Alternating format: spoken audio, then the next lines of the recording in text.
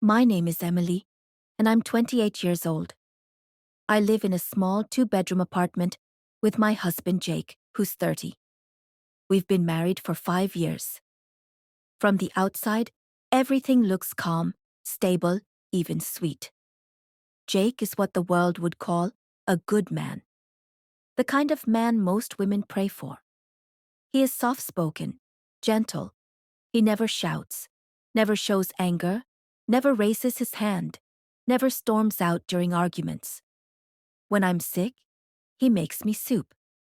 He puts a wet cloth on my forehead. He even rubs my feet without asking for anything in return. He helps with the laundry, the dishes, the grocery shopping, everything. He looks at me like I'm his entire world.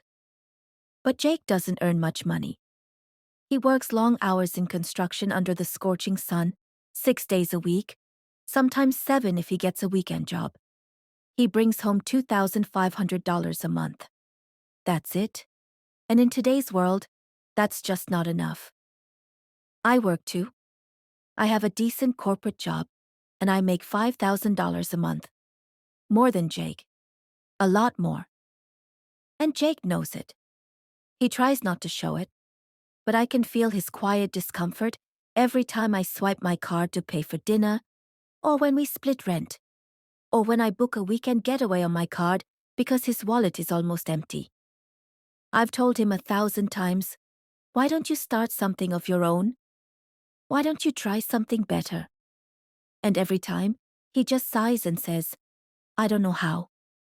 And slowly, silently, that sigh began to turn into frustration inside me.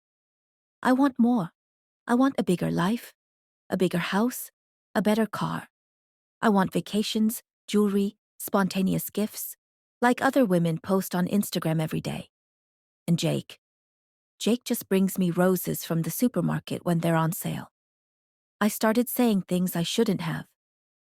Other husbands buy their wives things. Other husbands run their own businesses. Other husbands know how to hustle. You're not like them. And Jake would just sit quietly, absorbing my anger without a word, without complaint. But I saw it, the hurt behind his eyes. Still, I kept pushing. Of the $2,500 he earns, he gives $200 to his parents, which I understand. He gives me $1,300, which barely covers groceries, bills, and some savings. One day, he came home late. I snapped, "Where were you?"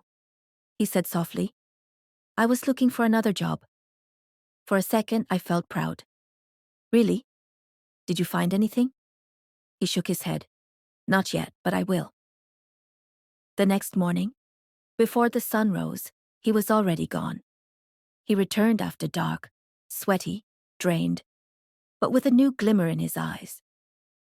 "I got a second job," he said, "at a restaurant. I'll be working nights. $1,500 extra." I smiled. "Good job." And from then on, Jake began waking up at 5 a.m. and returning after midnight, working 2 jobs, 6, and sometimes 7 days a week. The smile on his face disappeared. His voice became quieter. He didn't laugh anymore. One evening, he walked in and dropped his keys on the floor.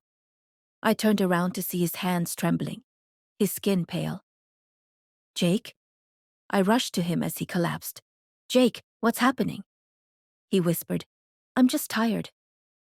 I drove him to the hospital in a panic.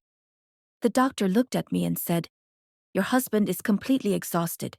If he doesn't rest, he could collapse permanently."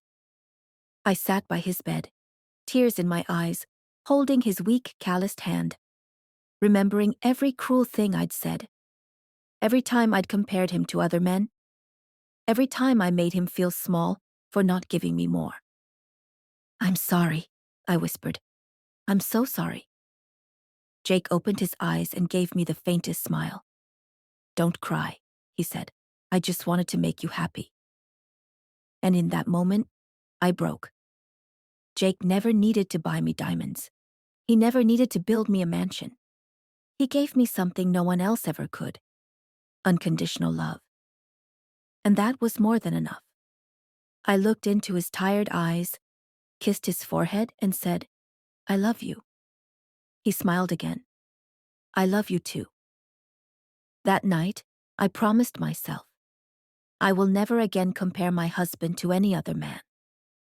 I will never again let money blind me to the quiet strength of the man who loves me like no one else ever could.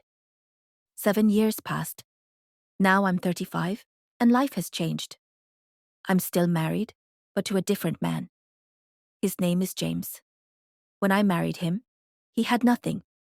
Just a plastic bag of old clothes, no job, no car, no money. But I believed in love. I believed in building a life from the ground up. We rented rooms, skipped meals, fought bills, struggled for every single dollar. But I never gave up. I studied late into the night, worked early mornings, pushed myself for years. Eventually, I got a good job, then a raise, then a promotion. Now I earn $7,000 a month. I bought a house, a car, and the life I dreamed of.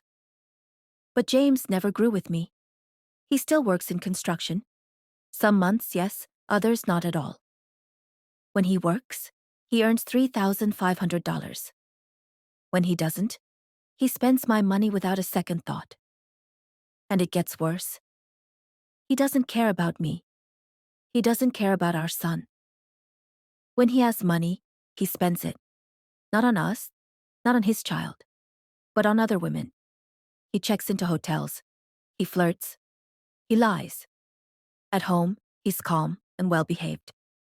But the moment he's outside, he becomes a stranger. A cheat. A selfish man who forgets he has a family. I built our life, but he's the one burning it down. And his mother? She defends him. "You have a job," she says. "You're the one who has to take care of him." She fills his ears with poison. "Your wife has money. Let her pay the bills. Let her handle it all. If she's getting promoted, maybe she's got someone at work." She even tells my son things, terrible, confusing things, and he doesn't understand what to believe. I fight with James every single day. And then, 4 months ago, he met a rich older woman. One night, he came home, packed his bag, and looked at me like I was the stranger. "You can bring any man here now," he said. "I don't care." And then, he left, just like that. Now, out of nowhere, he wants to come back. "I made a mistake," he says. "Please forgive me." But I remember everything. Every betrayal, every lie, every moment I cried alone while he was out laughing with someone else. I look at my son, so young, so confused, so innocent. And I ask myself, does he really need this kind of father? I sit in my room, and I think. I look around the house I built, the bills I paid, the car I bought, the future I created. I did this. Me. Alone. I don't need a man who breaks me. I don't need a man who walks away when things get hard. I need peace. I need respect. I take a deep breath. I wipe my tears. I stand up. I know my answer now. I choose me. I choose to protect my heart. I choose to raise my son with love, not chaos. I choose to walk forward, even if it's alone. Because I'm not alone. I have myself. And that's enough.